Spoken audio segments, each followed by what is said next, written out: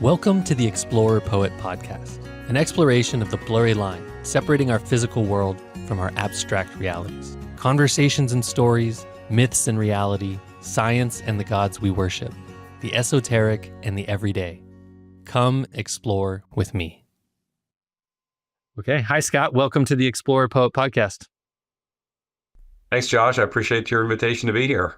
Yeah, absolutely. I found you through the Joseph Campbell Foundation's Mythblast newsletter, and I've spoken with several people that write for the Mythblast newsletter recently, but came across your post from January and where you kind of dive into the idea, the archetype of the fool using Star Wars's everybody's favorite android C-3PO. Or I guess maybe some people like R2-D2, but C-3PO he can actually speak English, so you can get to know him a little bit better. But I find all this, the archetype kind of angle of looking at characters very fascinating. And I like the way that the Mythblast newsletter, you guys have been taking cinema and diving into different characters and kind of different aspects of stories. And honestly, you guys do a great job of providing a lot of kind of interesting, useful insights, but also keeping it brief enough that you can scroll through it and read it in just a few minutes. And I find it really, really interesting and valuable. But you're not only a contributor, but you're also the editor for the newsletter. Is that right? That's correct. Yes. Okay, awesome.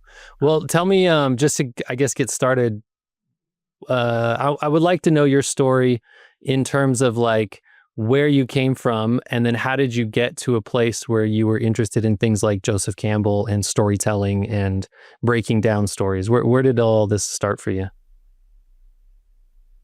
I am the elementary/middle school that I went to. Their literature curriculum, starting in fifth grade, was mythology. We started out with the Greek myths, kind of the basic stories of like the Pegasus and Arachne and those kind of ones. And then by the seventh grade, we got into the epics because your reading comprehension kind of goes up. So we read the Iliad and the Odyssey, and I just at that point I was really falling in love with those stories. Of course, I'm kind of a fantastical creatures person. I love again I mentioned Pegasus, winged horse, and so on, and one-eyed Cyclops and that those sort of kind of fantastical monsters. I actually, in the sixth grade, my homeroom teacher read us The Hobbit out loud in any kind of interstitial time between periods. If there was 5-10 minutes between the end of one lesson and the start of another, she would get The Hobbit out. So fantasy, that also kind of crept in at that time as far as a love of mine. The language that I learned in this elementary middle school, this was a private Episcopal school.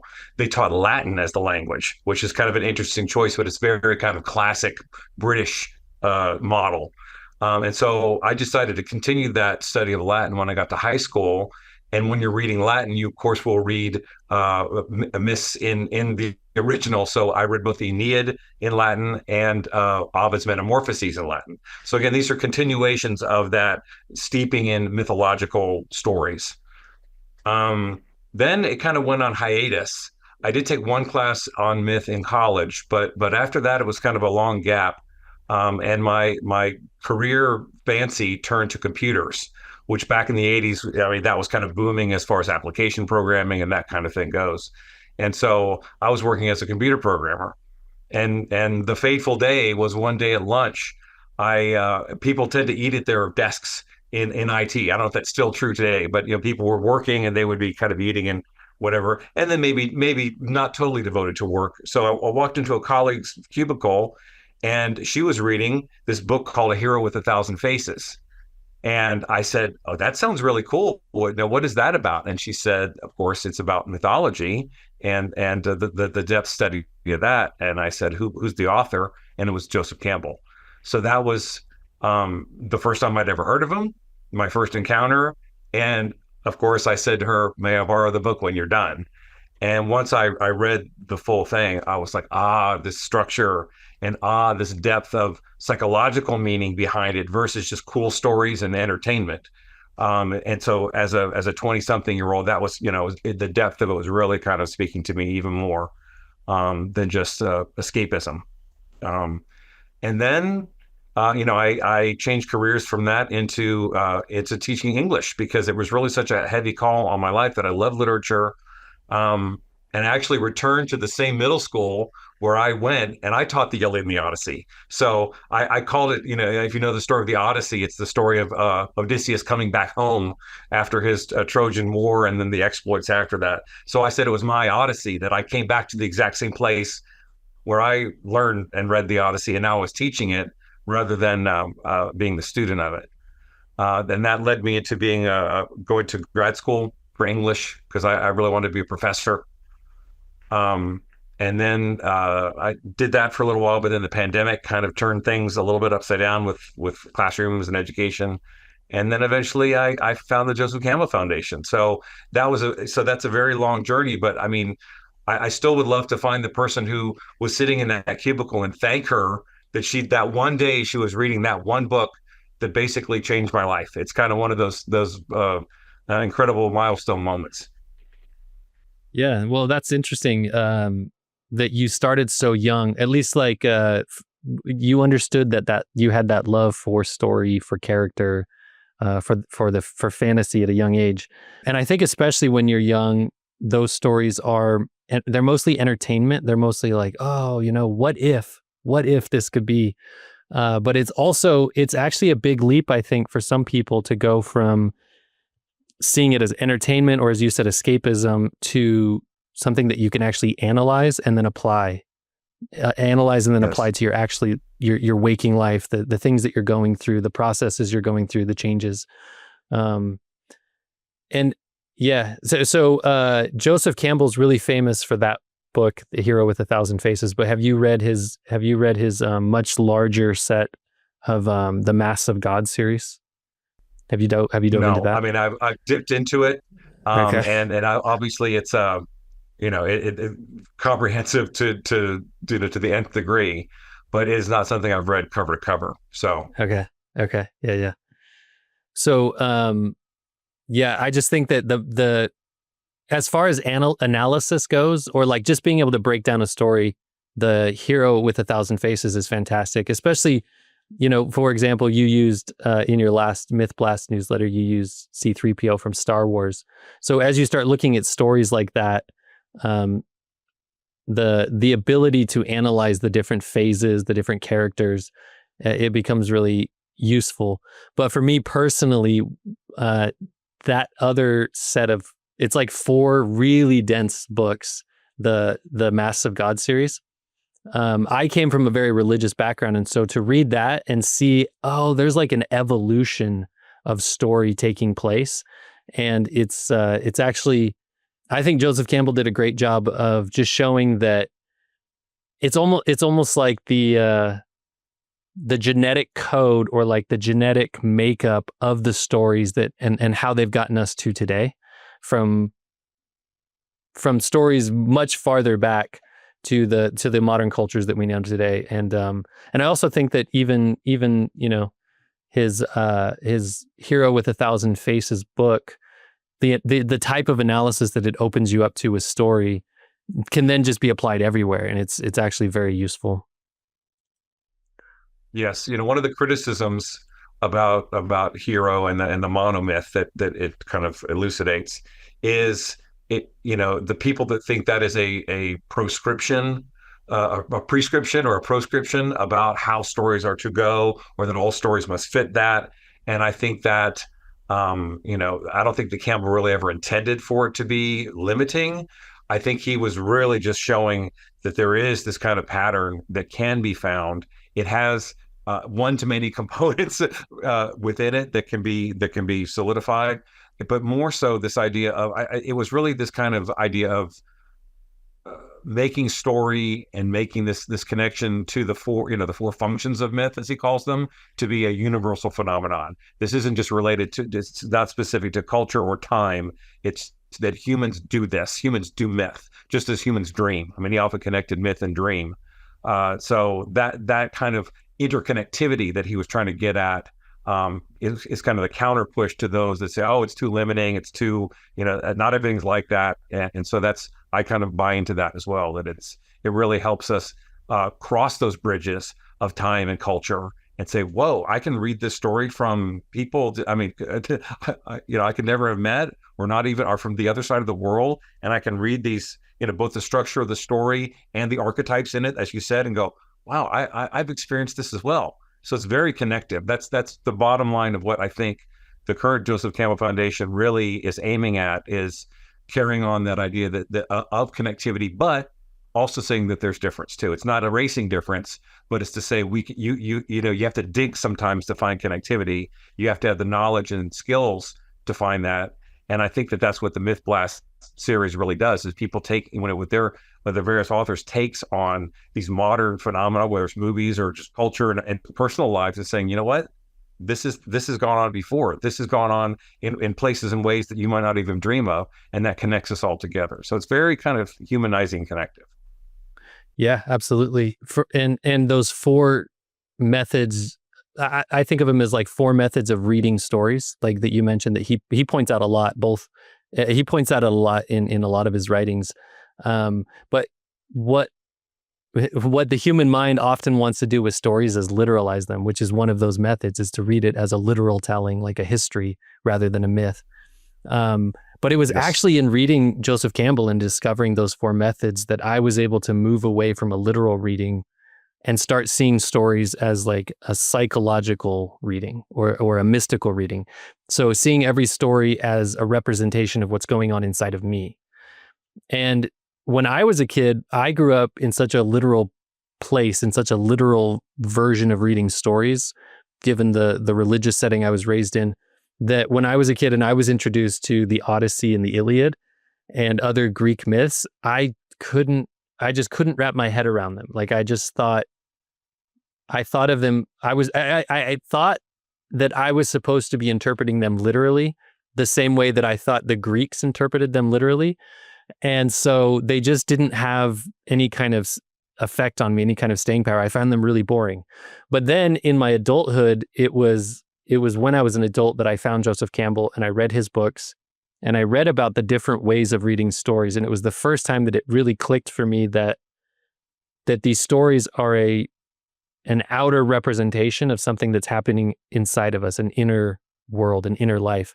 And then as an adult, I went back and I read, within the last couple of years, I've read both the Odyssey and the Iliad cover to cover, and just, oh my God, they're just so fantastic, like so amazing, because you can see yourself in the characters, and you can see especially when the thing that really stands out to me from those stories is how the gods would come to visit people. And they would often come and visit in a way where they were appearing as somebody else. And the Greeks had they have this great belief system where you should always provide hospitality to people when they come and visit you, because you never know whether you're interacting with the real person or with a god in disguise.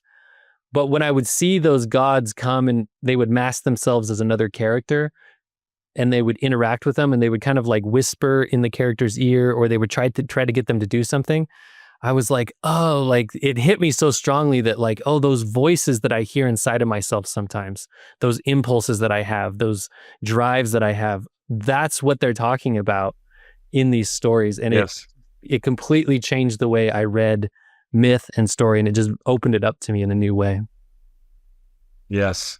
That same phenomenon is what James Hillman calls, and I might slightly be paraphrasing it, but the inner pantheon. That we've got a pantheon within us, and then so thus to see these stories where the characters, the divinities, all have kind of their zones of control or influence or whatever. So that it kind of splits up with the inner, so you have multiple things, but that. When you think about that, my warlike quality, that's Ares or Mars, and my love quality is Aphrodite or Venus. So it's like, yes, all of these kind of things are living within. And yes, when you are connecting in those ways, when you're mindful of reading in that way, that it really does, it makes it a lot richer reading than the escapist fantasy part, which again, at least we both connected on that initially. But and that was honestly one of my great joys of being able to teach that. Even though, you think of, oh, middle schoolers, they're 12 years old, that, what are they gonna, I tried my very best. Not only am I teaching the structural part of the hero's journey, which they got, because I used movies as a way of, well, here's the call to adventure in 6 movies, right? I've kind of mashed them all together. But then, of course, to talk about archetype and to say these are all living in all of you 12-year-olds, and so that was my way of paying forward both my encounter with those at that school when I was 12, but then all the richness I got from Campbell afterward, that I could kind of merge those both together and say, hey, I know you're only 12, but you really, this can speak to you as well. Yeah, that's awesome, especially for those 12-year-olds. Like I think 16. that, yeah, the way that I see it is that humans think in stories, and all of these characters, these archetypes, they're almost embedded in us. I would guess that they're almost inside of us on a DNA level, where it's just part of our makeup. It's like who we are, and they're there for us in such a way that throughout all of human history, these archetypes have appeared in these stories. And the interesting thing about it is that the stories, similar to this monomyth or this hero's journey, the stories do, throughout all of time, the stories have consistently had a similar arc to them, but the context always changes, and the overriding kind of the final message of the story gradually changes through time as our culture shift, our morality shifts. We shift from that pantheon, because I do believe that we have an inner pantheon, and in the modern world, we've for the last not even 2,000 years, but even farther back, the Western world has been a monotheistic culture. And so in a sense, when that Old Testament God says, thou shalt have no other gods beside me or before me, then that is in a sense like psychologically moving from a place where we have all these characters inside of us to a place where we have one person and everybody else is suppressed in a sense. And I think that that's one of the biggest challenges that we face in our modern world, is a lot of these mental illnesses, these mental challenges, emotional challenges, spiritual sicknesses that we have, is the suppression of characters who are part of us and who are supposed to be there helping us, coded all the way down into our DNA. And I don't know if you're familiar with IFS or internal family systems, but there is a modern modality that's designed to go and like identify these characters and help bring them and integrate them into our whole self. I find it all very fascinating. Yeah. I have heard of IFS, but I don't know really much about it. But that is what you're saying is this aspect of integration, and especially because obviously, from those who don't know, who are listening or watching, Campbell very much influenced by Carl Jung and his ideas of the psyche and the persona and the shadow and the ego and collective unconscious and those ideas. But this idea that the repressed returns. That's very much a Jungian, I think Freudian as well, kind of concept. But if there's pieces of you, if there are a part of your pantheon is repressed for whatever reason, it's not acceptable to your family, to your school, to whatever social system you're in. If it's repressed but still a part of you and not expressed in some way, it's not integrated as that term, like you said, it will cause problems. You will have difficulties with it, which often you project onto others. Again, projection, a classic psychological phenomenon. So again, this understanding of, the way I very quickly frame it, and I don't know if I've stolen this from somebody or if it's my own, but to read stories in such a way that where am I in this story and where's this story in me?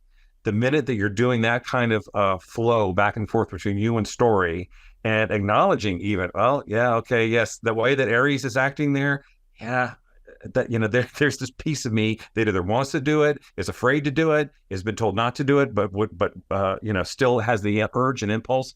These, again, just acknowledging that and calling up those parts of yourself that are there but repressed or not allowed, very psychologically healthy, I think. So story can be a great mirror and a therapy in its own way if you look at it through these lenses of where am I in it and where is it in me. But if you don't have that mindfulness, then you can.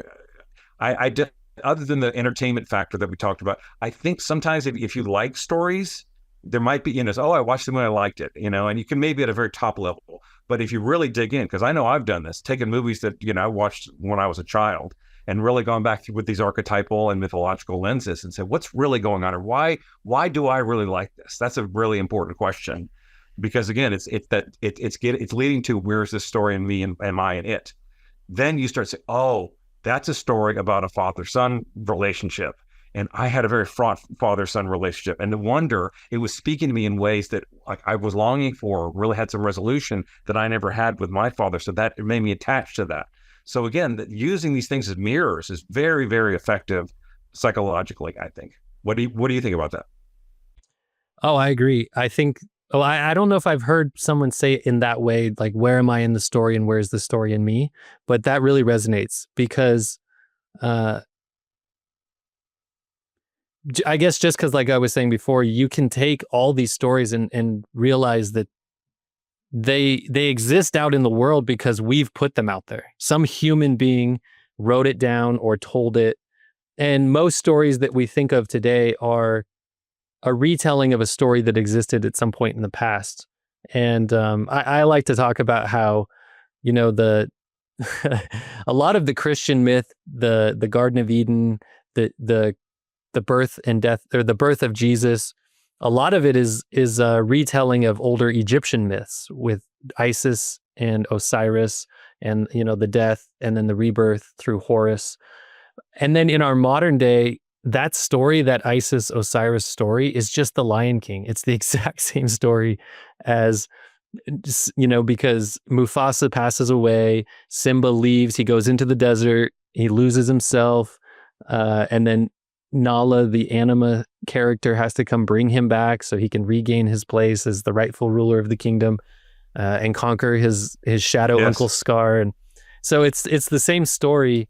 But I really also, what you were saying about the way we connect with stories, or when you really like a story, I think what we do as humans, particularly those who don't think in this analytical way, who don't think about whether, am I taking this story literally? Am I like approaching it from a psychological perspective or a mystical, like how am I getting into the story? I think what happens a lot of the time is that both on an individual basis and then on a collective basis, we have this idea, there's a conscious idea in our head of why we like a story. What's so fun about this story? What's entertaining about it? And so an example I like to give is, or that I like to talk about, is the Peter Pan story. Because if you were to ask anybody of my generation, maybe anybody older or younger than me who knows the Peter Pan story, most of us know it through the Disney movie Peter Pan. But they would say that Peter Pan is great because it's this story about how you never have to grow up. And it's like it's like a fun idea, right? Like on some night you could go away to this Neverland and just have like a fun time. That, I think, is kind of the conscious narrative of why we like Peter Pan. But to me, Peter Pan is a much more revealing story than that. It's a story about children who don't get to grow up. And why don't they get to grow up? It's because they have this tyrant in their life, right? And it's actually really explicit in the movie, or in the story, what that tyrant is supposed to mean in the real world. Because when Wendy is with the Lost Boys and she's like, she asks them, well, why are you lost boys? They say it's because we don't have mothers. And so to me, Peter Pan is it's so relatable to everybody, because I don't want to put all the blame on mothers, but we all live in this Western world where the relationship between our mothers and our fathers, like our relationship with them, in a lot of ways is damaged because of the system of the culture that we live in. The fact that this Western world is, all I know really is of the United States, but it's a very Christian world. And when you really buy into certain Christian ideas or any kind of dogmatic ideas about a religion, it can cause friction between the natural relationships that are supposed to take place between people, between children and their parents. And if you look at the story of Peter Pan, that tyrant, Captain Hook, who I think is supposed to represent those lost mothers, he's missing a part of himself. And who is it that cut that part off? Well, it's Peter Pan. And who is Peter Pan? He's the embodiment of immaturity. He's like the embodiment of never growing up. And so this person had this Captain Hook, he had to sacrifice a part of himself to that thing. He had to cut it off so that he could grow up. That's how he grew up, in this really unhealthy, painful way. And he, not only did he have to do that, he then, the crocodile came along and ate that part of him. And they threw a clock down the crocodile's stomach so that they could always hear it coming. So it's this idea that there are these tyrants who are adults who hate the youthfulness in children because time has taken a part of them. Right. And I think that is the unconscious connection that almost everybody in our society has with this story. There's a lot of talk lately about men having a mother wound and women having a father wound, or just a parent wound. And I think that is why that story connects. There's like this conscious story, and then there's this unconscious, like deeper unconscious reason. And I think that's what it is. But I think you could probably, any really popular story that's out there, you could probably find that connection. I like that dive you took. Kind of maybe somewhat of a parallel there, because it really involves some of those similar themes. I just, for the Joseph Campbell Foundation, I taught a class on the trickster. And the trickster is one of my favorite archetypes. And so one of the characters that I chose as a trickster, a famous trickster in film, Mary Poppins. And especially, again, because it's an authoritarian father figure, and wants an authoritarian nanny, kind of as a duplicate of how he wants the show run at home. And then in comes Mary Poppins, who can kind of seem authoritarian, but also have this incredible fun aspect. So it's really speaking to both of these kind of aspects. And in Jungian archetypes, the puer is the kind of the young boyish, and it can apply to a human male or female, but this kind of playful, not caring about rules, very kind of high-spirited individual. And then the senex is the old person. So that's the very rigid, very authoritarian, kind of a Saturn-like figure. So the father George in Mary Poppins is that kind of Saturn, and Mary Poppins has to come in and be this mediator between the Saturn factor and the puer factor that the children want. And so how do you work both of those, and how do you reconcile those two, and how do you build a bridge between those two? And so that's the trickster's job, who Mary Poppins is in that film. Tricksters are liminal, and they can live in that in between, and they can build a bridge between opposites. So that was, I love teaching about the trickster, like I said. But when you talk about this kind of family dynamic and the need for some kind of healing within Peter Pan, I'm like, well, that's exactly what Mary Poppins is. So that's of a time as well. I'm not quite sure of all the writing dates of those two original novels, but that's also an interesting thing when things get written that reflect a zeitgeist or a problem of the time, and they encode it into characters and plot lines that have certain archetypes kind of playing off of each other. So I appreciate that aspect as well. Yeah, that's a good example as well with Mary Poppins. She really does. She comes across as this authoritarian figure, which I think this character, if you can do this with kids in real life, I've got 2 kids and a bunch of like kids running around all the time. If you can play that character where you can be like stern, but then kind of like give them a little wink, like, hey, we're having fun, right? That seems to be, kids really adopt to that. Like they really like that because they can see where the boundary is, but they can also see like, oh, we're having fun within the boundaries.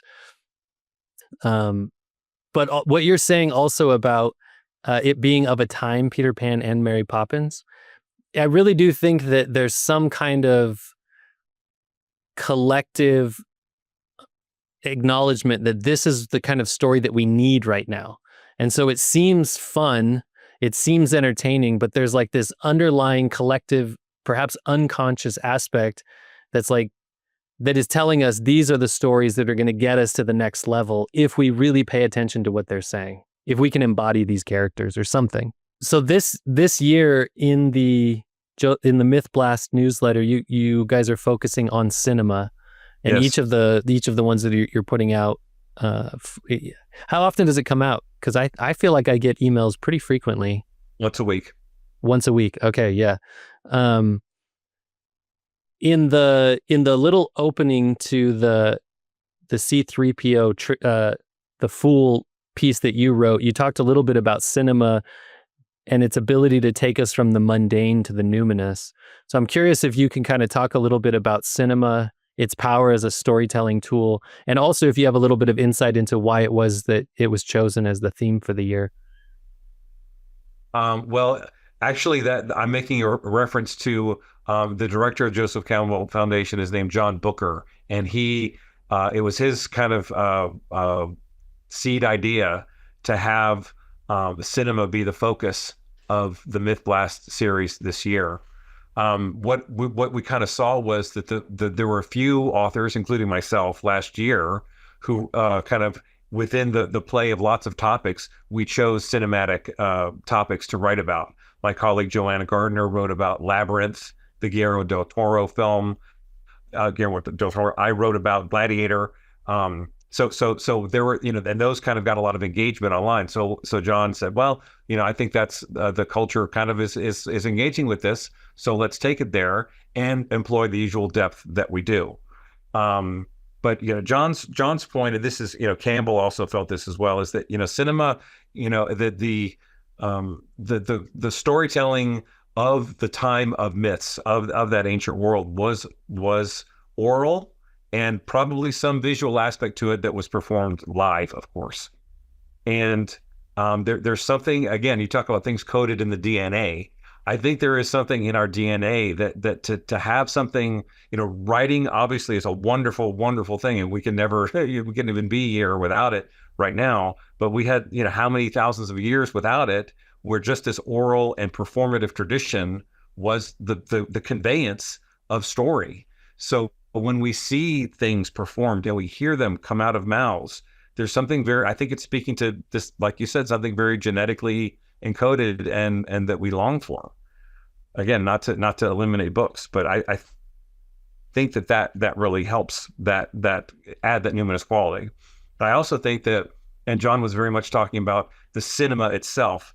Of course, cinema, unfortunately, is not as the actual movie theater experience is not really what it used to be because of streaming and these other and giant televisions at home and so on like that. So, but still, why is there a giant television? Because you want to reproduce the cinematic experience, which is literally larger than life characters. You want, when you see these characters of light, because that's, in cinema and television created in a different way, but they're luminous and therefore numinous.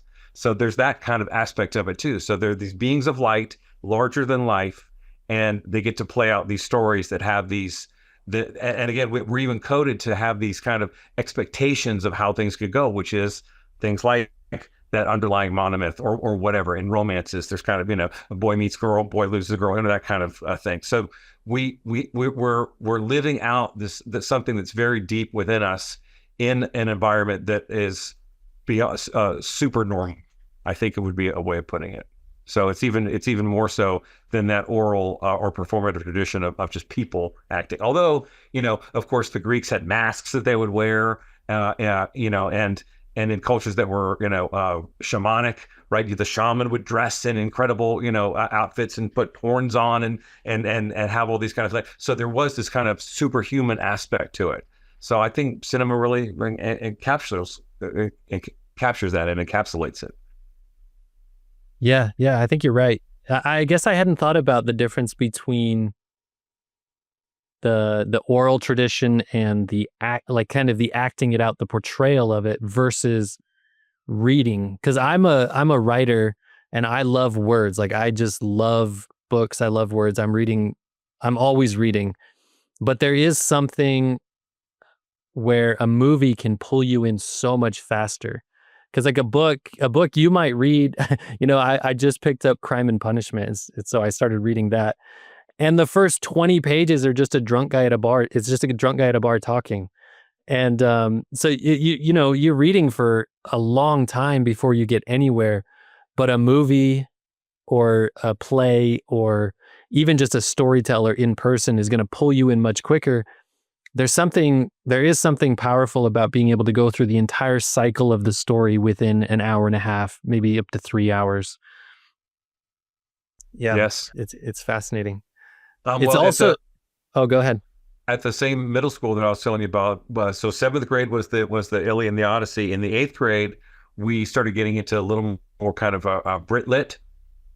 So we read Shakespeare, we read Macbeth. And even though the books that we had that had annotations at the bottom that were interpretations in modern English of all the Elizabethan language in it, even then it's still, well, first of all, it's hard because you're having to skip back and forth, so you break the flow. If you what did they say? Go down here. Okay, that it's not conducive to a flow state, which is a psychological state. So I remember very well when we got our books. I said, wouldn't it be great if I could just hear this all the way through? And at my local library, this is when all they had was albums at the library. So I went and they had the full performance of Macbeth on vinyl. So I sat and I sat with the words there and just listened. And again, even without that bouncing back and forth to the notes, just the performative quality of the actors and actresses in that, I got it. I was like, I don't, even though these words are not words I've ever encountered before in this way, I know what they mean. So that shows the power of the performance to convey meaning. I thought that was incredible. Yeah, there's intonation, there's nonverbal facial gestures, hand movements. You can see the emotion, and so you don't necessarily have to guess at it, or you don't have to conjure it up. It's right there in front of you, and it kind of sucks you in. Yes. So that, I think, is part of the draw of cinema, and then moving someone into television as well.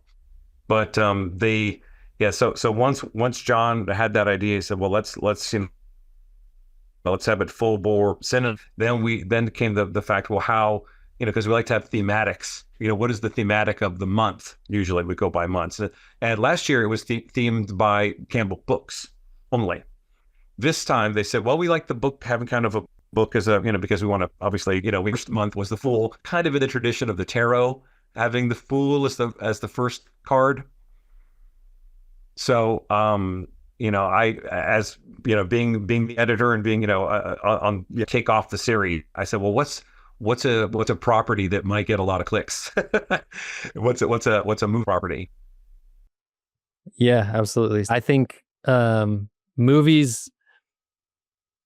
You've got me thinking now back to even what you said earlier about how Joseph Campbell often talked about how myth came from dreams, and movies, or just maybe not movies, but just bringing in this idea of oral storytelling, where sometimes I like to think about just being one of our ancient ancestors in a small tribe in the wilderness, and there is no book.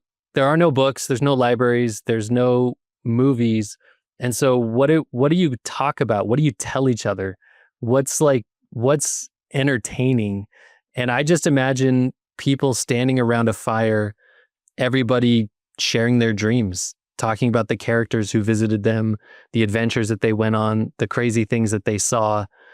And over time, I think those oral traditions of literally just sharing what you dreamed about, I'm sure that the way I imagine it, that in the same way that today we could talk about, like, well, why does Peter Pan have an influence on us? Why does Mary Poppins have an influence on us? I'm sure that some of them in their dreams had the same stories, and they encountered the same characters. And I imagine that that's the source of our original myths, is people just sharing them. Just the shock and awe of saying, like, yeah, I've seen that person too. And Yes. it's still going on today. It's fascinating. Well, and if you know, another thing that yeah, you know, and again, I might be stealing this, but that you're at least reminding me of is that when you think of the dream experience, yes, it is. It feels very real, and you feel like you're in a virtual reality, but it is kind of this kind of projection of the psyche into a screen, basically. That is, you know, so the dream is its own kind of movie that is coming out of your soul.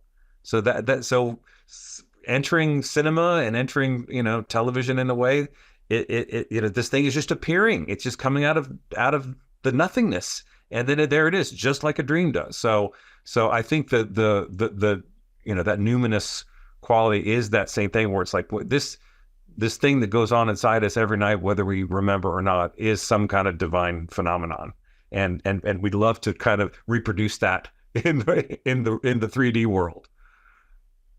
Yeah, absolutely. When you watch movies, do you analyze the whole time? Like, do you see a character and go, "Oh, that's the fool, that's the trickster"? Is that how you consume movies now? No, it's funny because, you know, when I was in grad school, when we were reading, you know, I mean, I had to read a book a week per class, so it was heavy consumption, and not just the reading, but you had to come to the next class ready to discuss. You could not, you know, you really couldn't delay your analysis of it too much because you're reading and you got to analyze. So I got used to kind of having a double mind where I could, you know, read and consume. Now that that's not kind of, you know, on the plate for me to have to do anymore, the analysis part is definitely in the, you know, on the lower side. Sometimes it's something that just hits me in the face, especially for like a beloved archetype like trickster. I will say, oh, there's the trickster, and I'm very happy about that. But oftentimes it's only in the after, because film can be, if you get too hung up in the analysis, you're going to get points, and even just the subtleties of the cinematic quality of it, it will go by, and you'll miss out on that. So I don't want to be so much in my analytical brain that I miss something. It's my War and Pieces and my, you know, various grad school things that I had to do. So Yeah, absolutely. What about dreams? Are you an avid dreamer? Do dreams come to you, and are they something that you analyze? Do you do dream work at all? I do, and that has I've gone through a coaching certification program, and so yes, having the background in literature and mythology really kind of helps in that way. You know, having a basis of oh, here's a rich treasury of symbols.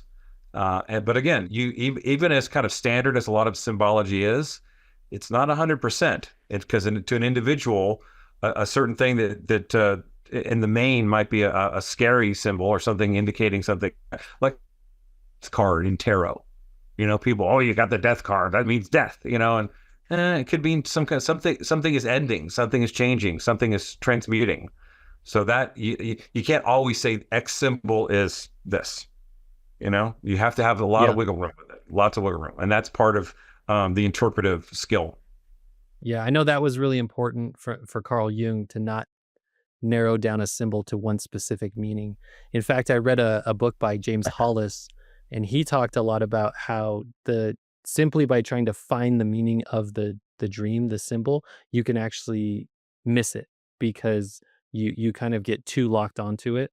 And so in a way, he talked about just exploring the symbols, but not trying to put meaning to them. And in that way, I don't know, they could still bring value to you or be helpful to you, but by trying to be too interpretive, too literal about them, you know, you go back to the same thing that Joseph Campbell talks about with myth, where you can actually miss the greater purpose of the myth if you try to nail it down too much. But I have experiences where I'll be dreaming, and it's almost as if some part of me, and I don't think it's me consciously because I'm asleep, but some part of me is doing that analysis even while I'm asleep. And I will I'll like have a dream going, and I'll be able to see the dream, but at the same time there's another part of me over here going, maybe it's this, maybe it's that. What about this, you know? And th- yeah, when I started really paying attention to my dreams, they just came to me at such a level that it's almost overwhelming. I want to ask you about kind of the work you're doing now. So you went through this Jungian course and you do some kind of coaching. I'm curious just to hear kind of what kind of work you're doing. What does that look like? How do you help people? I guess what's your process or approach? The coaching certification that I got, I've done very, very little as far as a personal, like hanging out a shingle kind of a thing. A few kind of close people that I knew that were like, oh, I want to do your coaching. It's really more kind of having a solid grounding in that Jungian, persona, shadow, ego, collective unconscious model that really helps inform my work with Campbell Foundation and work with archetype and understanding of how to speak and write in ways that would be kind of coaching the collective rather than a one-on-one situation. I brought up James Hillman earlier, and Hillman was a practicing psychologist, but decided rather than continue with that kind of one-on-one, he wanted to reach the masses with his psychology and kind of be the therapist for the world, teaching and writing. So I pursued that kind of in my own way. Okay, awesome. Yeah, I think that makes a lot of sense to me as well. For me, I'm doing a podcast, and so I'm talking with people like you, people who can go into these subjects and, I don't know, in a way provide new insights, new analysis, and then just share it, just put it out there. In a sense, it's almost like anything creative that's really just kind of coming from something you're curious about, something you're passionate about, like Joseph Campbell talking about following your bliss. Yes. I think if you really do that and put it out into the world, in a sense, that's how consciousness has always moved forward.